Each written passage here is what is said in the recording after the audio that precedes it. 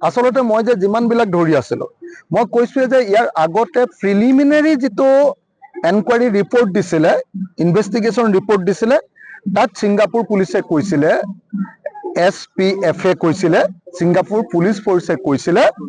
যে there is no' foul play in Zubeen Garg death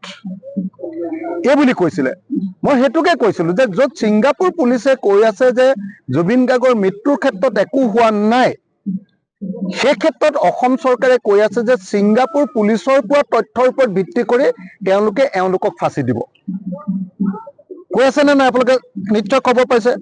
মই কৈ আছো যে ছিংগাপুৰ পুলিচৰ ওপৰত ভৰসা নকৰিব আপোনালোকে নিজে তদন্ত কৰিবলৈ যাওক এওঁলোকে কৈ আছে হিমন্ত বিশ্ব শৰ্মাই কৈ আছে যে নহয় আমাৰ ভাৰত চৰকাৰৰ লগত ছিংগাপুৰ চৰকাৰৰ বুজাবুজিৰ চুক্তি আছে MLAT আছে সেই MLATৰ জৰিয়তে অহা তথ্য ভিত্তিত আমি হত্যাকাৰীসকলক ফাঁচি দিম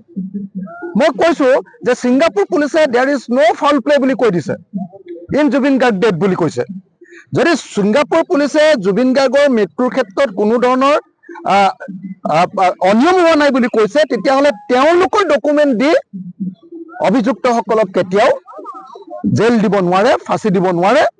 গতিকে আমাৰ পিনৰ পৰা প্লেচ অফ অকাৰেঞ্চ য'ত ঘটনা ঘটিছে তালৈ তদন্ত কৰিবলৈ যাবলৈ কৈছিলোঁ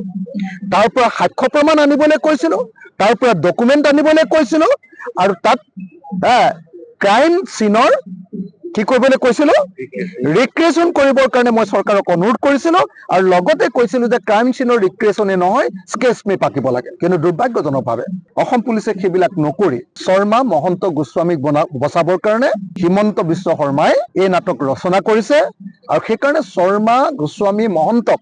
বচাবৰ কাৰণে কৰা এই নাটকৰ বিৰুদ্ধে মই দৃঢ়তাৰে সৈতে স্থিতি লৈছো আৰু তাৰ কাৰণে জেল হয় তাৰ কাৰণে ফাঁচি হয় তাৰ কাৰণে মোক যাৱজ্জীৱন কাৰাদণ্ড দিয়ে তাৰ কাৰণে মোক ৰাস্তাতে গুলিয়াই মাৰে যি কৰে কৰিব পাৰে কিন্তু মই কেতিয়াও মোৰ স্থিতিৰ পৰা আঁতৰি নাযাওঁ যিকোনো খবৰৰ বাবে যোগাযোগ কৰক 7099017330 লগতে 7099017110 নম্বৰত